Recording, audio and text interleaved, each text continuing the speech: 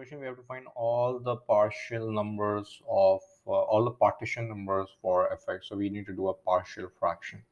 So x times x square minus 4. We do a quick check first. The degree of the numerator is 3 and the degree of the denominator is 4.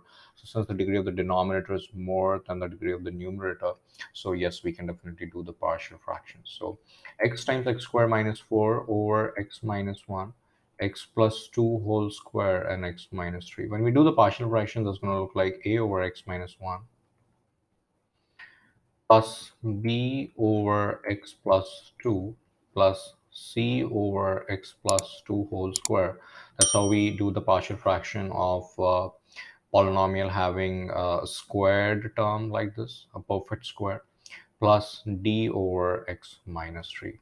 So if you simplify it, then x times x square minus 4 is going to look like, denominator will definitely have x minus 1, x plus 2 whole square, x minus 3.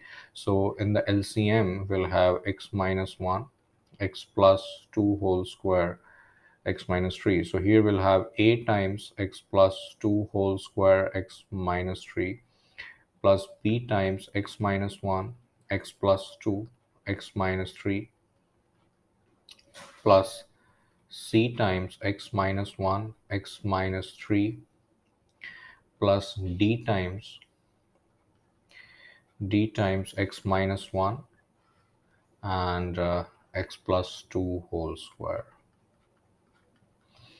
X plus 2 whole square. So fortunately, the denominator over here gets cancelled from both the sides, and we are left with x times x square minus 4 is equal to a times x plus 2 whole square, x minus 3, plus b times x minus 1, x plus 2, x minus 3, plus c times x minus 1, x minus 3, plus d times x minus 1, x plus 2 whole square. So that's where we start plugging in the numbers. So let's say x is equal to 3 first. So if it is 3, the left side will become 3 times 9 minus 4, which is 5.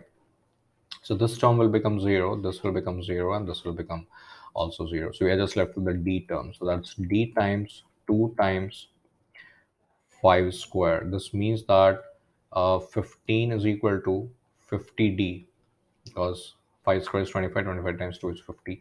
Dividing both sides by 50, we have 15 over 50 as d. So if we flip the equation, the value of d is 3 over 10 if we simplify the terms. All right, so this is the value of d. Let's try out another number. Let's say x is negative 2. So with negative 2, I think this will become 0. This will become 0. This will also become 0. So we are just left with c. So we're on the left, we have negative 2 times 4 minus 4 is equal to c times negative 3 times negative 5. So left side is 0. 0 is equal to 15c, which means that c is 0. That's good. Let's try out another number, perhaps x as 1. So if x is 1, then the left side is 1 times 1 minus 4, and the right side will be, this is 0, this is 0, and this is 0. So you're just left with a term. So that's a times 1 plus 2 is 3, 3 square, 1 minus 3 is minus 2. This means that minus 3 is equal to negative 18a. So the value of dividing both sides by minus 18, we have 1 over 6 as a. So the value of a is 1 over 6. That is a. And finally, we got to find the value of b as well. So I think we can just put any random number over here. Let's try x as 0. Because if we do x as 0, and the left side will be 0, and the right side will be we already have the value of a, right? So that's 1/6 of 0 plus 2 is 2, 2 square is 4, 0 minus 3 is minus 3.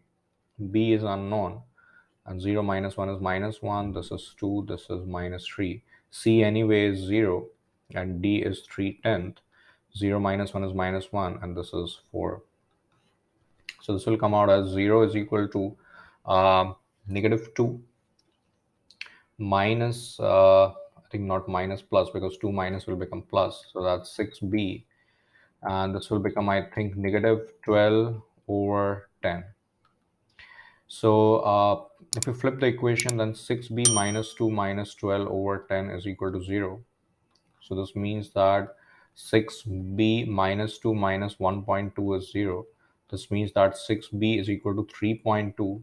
And if we divide both sides by 6, so the value of b is 3.2 over 6, which is 1.6 over 3, because I just divided both sides by 3. So that is as simple as 16 over 30. I think 2 times 8 is 16, 2 times 10 is 20. I'm sorry, 2 times 8 is 16, and 2 times 15 is 30. So that's coming as 8 over 15. So that is the value of b. So I think we have all a, b, c, d. So the partial fraction is going to look like, all right, so I have to go up and down again and again. A is 1/6. A is 1/6. B is 8/15. C is 0, so I won't write that. And D is 3/10. So that's 3/10, right? 3/10. So, and what will be the denominator? The denominator will be x minus 1. Here we have x plus 2. X plus 2 whole square anyway, 0, because c is 0, and the last one is x minus 3. So this is the required partial fraction. 1/6 of x minus 1 plus 8/15 of x plus 2 plus 3/10 of x minus 3. So this is the required function in the partial fraction format. Thank you.